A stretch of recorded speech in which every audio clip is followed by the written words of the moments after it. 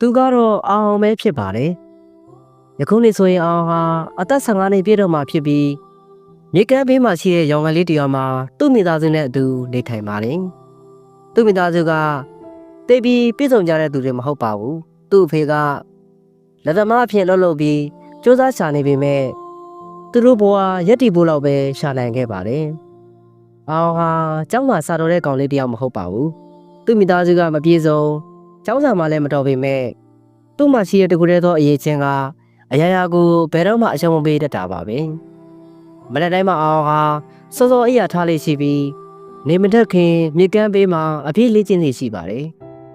သူ့ရဲ့အိမ်မက်ကတော့အပြည့်သမားကောင်းတစ်ယောက်ဖြစ်လာပြီးခရိုင်အားကစားအကယ်ဒမီမှာရွေးချယ်ခံရဖို့ပါပဲအကယ်၍သူသာဝင်ခွင့်ရခဲ့မယ်ဆိုရင်တကယ်အားကစားသမားတစ်ယောက်လိုလေ့ကျင့်နိုင်ပြီးသူ့မိသားစုကိုလည်းဂုဏ်ယူစေနိုင်မယ်ပြီးတော့သူရတဲ့ဝင်ငွေလေးတွေနဲ့လည်းသူ့မိသားစုကို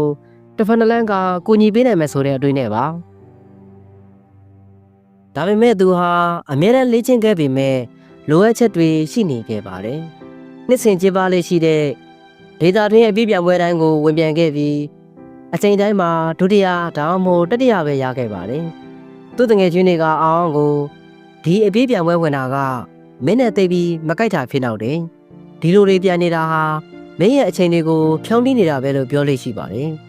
ဒါပေမဲ့အောင်ကသူတို့ပြောတာတွေကိုဂရုမစိုက်ခဲ့ဘဲနဲ့နေတိုင်းတရားမှမပြတ်အောင်ပြေးတာကိုလေ့ကျင့်နေခဲ့ပါတယ်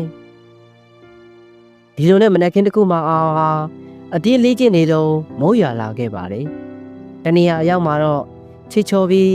အချိန်နဲ့ပြင်းပြင်းထန်ထန်လဲကျသွားခဲ့ပါတယ်သူ့ရဲ့အဝတ်တွေလည်းရွှွတ်နေနဲ့ညစ်ပတ်သွားပြီးခြေချင်းဝတ်ကလည်းထိခိုက်သွားခဲ့ပါတယ်တိပင်ကြီးတပင်အောက်မှာခဏမိုးခိုးဖို့အတွက်ဝင်နာလိုက်ပါတယ်မိုးရေတွေကသူ့စပင်တွေကနေတဆိမ့်ဆိမ့်ကျနေခဲ့ပြီးသူ့ရဲ့ခြေချင်းဝတ်ကလည်းနာကျင်တဲ့တံကိုစတင်ခံစားလိုက်ရပါတယ်ထိုင်နေရင်းနဲ့သူ့ငယ်ချင်းတွေပြောတဲ့စကားကိုအမှတ်ရလိုက်ပါတယ်သူတို့ပြောတာမှန်နေတာဖြစ်မယ်ငါဒီလောက်ကြာအောင်စူးစမ်းလေ့ကျင့်နေပေမဲ့ဆက်လက်ရှုံးနေတော့မယ်ငါမှတခုခုချိုးရင်းနေတာပဲဖြစ်နိုင်တယ်လို့တွေးပြီးဝမ်းနည်းလာခဲ့ပါတယ်အဲ့ဒီအချိန်မှာပဲလူကြီးတူဟာသူ့လိုပဲမုတ်ခိုဖို့အတွက်တစ်ပြေအောက်ကိုဝင်လာခဲ့ပါတယ်လူကြီးကအောက်ကိုမြင်တဲ့အခါလူလေးဘာလို့ဝမ်းနေတာလဲလို့ဖြင်းချင်းစွာမေးလာခဲ့ပါတယ်အောင်ကလူကြီးကိုကျွန်တော်နေတိုင်းပဲနေ့စဉ်နဲ့အမျှအပြည့်လေ့ကျင့်ခဲ့ပါတယ်ဒါပေမဲ့ကျွန်တော်ဟာတိုးတက်မလာပဲအမြဲတမ်းပဲရှုံးနေတယ်အခုတော့ကျွန်တော်ကအချိန်တွေကိုပဲဖြုံးတင်းနေတယ်လို့ဖြစ်နေတယ်လို့ပြောလိုက်ပါတယ်အောင်ပြောတဲ့စကားတွေကိုကြားတဲ့အခါလူကြီးကငါမင်းကိုတစ်ခုပြောပြမယ်ဟိုးမှာရှိတဲ့ဝါးပင်တွေအများကြီးပေါက်နေတဲ့နေရာကိုကြည့်လိုက်ဆိုပြီးလက်ညှိုးထိုးပြလိုက်ပါတယ်ပြီးတော့ဝါးမျိုးစစ်လေးတစ်ခုကြည့်ထွားဖို့ဘယ်လောက်ကြာလဲဆိုတာမင်းသိလားလို့အောင်ကိုမေးလိုက်ပါတယ်အောင်ကကျွန်တော်မသိပါဘူးလို့ဖြေလိုက်တော့လူကြီးက9နှစ်လောက်ကြာတယ်ကွ9နှစ်အတွင်းမှာမင်းကရေဘလောက်ပဲလောင်းလောင်းမျိုးစားတွေဘလောက်ပဲထက်တဲ့မြေကြီးကနေဘာတစ်ခုမှထွက်လာမှာမဟုတ်ဘူး9နှစ်ကျော်ကြာသွားပြီဆိုရင်တော့ရုတ်တရက်ဆိုသလိုပဲရက်သက်တစ်ပတ်အနည်းငယ်အတွင်းမှာဝါးပင်တွေက10ပေ15ပေအမြင့်ထိရောက်အောင်ကြီးထွားလာတော့တာပဲဘာဖြစ်လို့လဲဆိုတော့သူတို့ရဲ့အမြင့်တွေကမြေကြီးအောက်ထဲမှာအချိန်တော်ကြာလက်လက်ဆက်ကြိုက်နဲ့ခိုင်မာအောင်တေချာတိဆောက်နေလို့ပဲလို့ပြောလိုက်ပါတယ်သူကအောင်ကိုကြည့်လိုက်ပြီးကျင်နာစွာနဲ့လူလေးမင်းကမင်းရဲ့အမြင့်တွေကိုကြီးထွားခိုင်မာအောင်အခုတိဆောက်နေတယ်ဆိုတာကိုမမေ့လိုက်ပါနဲ့ဒါကြောင့်အခုလေ့ကျင့်တာကိုရက်လိုက်ရင်မင်းတို့ကျင်တာကိုရပါအောင်မလားလို့ပြောလိုက်ပါတယ်လူကြီးပြောတဲ့စကားတွေကအောင်ရဲ့အတွင်းစိတ်ထဲမှာမီးတောက်တစ်ခုလိုဖြစ်လာခဲ့ပြီးသူ့ရဲ့အရှောင်မပေးတဲ့စိတ်ကိုပြန်လဲရှင်သန်လာစေခဲ့ပါတယ်အဲဒီနေ့ကစပြီးသူဟာတခြားသူတွေကသူ့ကိုမြင်တဲ့အမြင်တွေကိုဂိမ်းမဆိုင်တော့ပဲသူ့ကိုယ်သူနဲ့မိသားစုအတွက်ဆိုတဲ့စိတ်နဲ့လေ့ကျင့်ပါတော့တယ်မိုးရာသီဖြစ်စေနေသားသီဖြစ်စေအပြည့်လေ့ကျင့်တာကိုမရက်ခဲ့ပါဘူးအပြည့်နဲ့ပတ်သက်တဲ့မိမှန်လက်မှန်တွေကိုလေ့လာပြီးသူ့ရဲ့ဟန်ပန်တွေကိုတိုးတက်အောင်လုပ်နိုင်ခဲ့ပါတယ်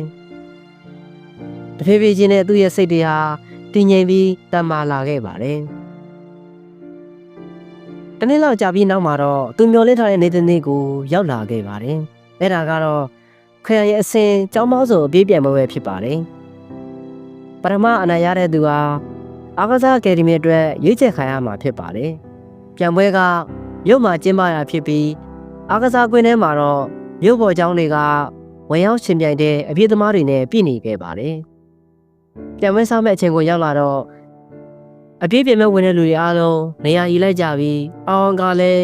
တည်ငြိမ်အေးချမ်းစွာနဲ့နေရာယူလိုက်ပါတယ်အချက်ပြခဲအောင်မလိုက်တဲ့အခါစတင်ပြေးကြပါတော့တယ်အခြားပြေးသမားတွေကတုံထိုးပြေးတဲ့သွားတဲ့အချိန်မှာအောင်က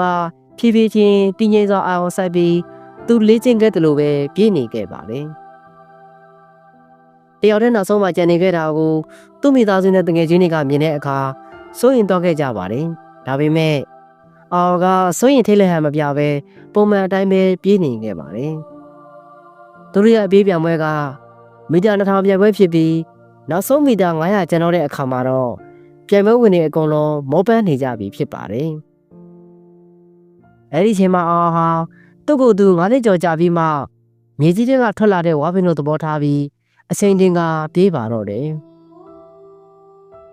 တယောက်ပြီးတယောက်တခြားသူတွေကိုကြော်တက်ခဲလိုက်ပါတယ်နောက်ဆုံးလျောက်ကိုကြော်ဖြတ်ပြီးတဲ့အခါမှာတော့သူဟာပန်းဝင်သွားခဲ့ပါတယ်သူမျောလင့်နေတဲ့ပထမနေရာကိုအောင်မြင်စွာရရှိသွားခဲ့ပါပြီသူ့တငယ်ချင်းတွေနဲ့ဆရာတွေကဝမ်းသာအားရအဝဲနေကြပြီးသူ့ရဲ့အဖေကလည်းအလွန်ကိုပဲဝမ်းသာနေခဲ့ပါတယ်အဲဒီနောက်ခဲအားကစားအကယ်ဒမီအတွက်ရွေးချယ်ခံခဲ့ရပါတယ်အခုချိန်မှာတော့သူဟာအားကစားအကယ်ဒမီမှာလေ့ကျင့်နေပြီးရရှိတဲ့လစာနဲ့မိသားစုကိုလည်းထောက်ပံ့နေနိုင်ပြီပဲဖြစ်ပါတယ်ဒီဗီဒီယိုလေးကနေကျွန်တော်တို့ရဲ့ဘဝမှာကြီးမြတ်တဲ့အရာတွေကအချိန်ယူရတယ်ဆိုတာကိုသိရှိနိုင်ပါတယ်ကျွန်တော်တို့ရဲ့ဘဝမှာအလုပ်တစ်ခုခုကိုစတင်လှုပ်ဆောင်တဲ့အခါချက်ချင်းရလဒ်တွေကိုမမြင်ရတိုင်းကိုယ့်ရဲ့စူးစမ်းအားထုတ်မှုတွေကအချင်းကြီးဖြစ်သွားတာမဟုတ်ပါဘူး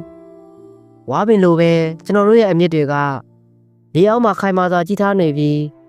ပိုကြီးမားတဲ့အရာတစ်ခုအတွက်ပြင်ဆင်နေတာဖြစ်နိုင်ပါတယ်ဘဝမှာလူအများစုကအောင်မြင်မှုများခင်လေးမှာအချုံးပေးတတ်ကြပါတယ်ဒါပေမဲ့စိတ်ရှည်တဲ့သူရဲရှိတဲ့သူနဲ့သူတို့ကိုယ်သူတို့ဆက်လက်ယုံကြည်နေတဲ့သူတွေဟာနောက်ဆုံးမှာအောင်မြင်တဲ့သူတွေပါပဲဒါကြောင့်ကိုကဘာပဲဖြစ်ဖြစ်ဆက်သွားနေဖို့ပဲလိုအပ်ပါတယ်အချိန်တန်ရင်တော့မိမိတို့ရဲ့အချိန်ဟာရောက်လာပါလိမ့်မယ်ကျွန်တော်ရဲ့ channel လေးကမိတ်ဆွေတို့အတွက်အကျိုးရှိစေမယ့်ဗီဒီယိုလေးတွေကိုအများအားတင်ဆက်ပေးနေတာဖြစ်တာကြောင့် like and subscribe လုပ်သွားပေးဖို့အကြံပြုပါရစေအားလုံးကိုကျေးဇူးတင်ပါတယ်ခင်ဗျာ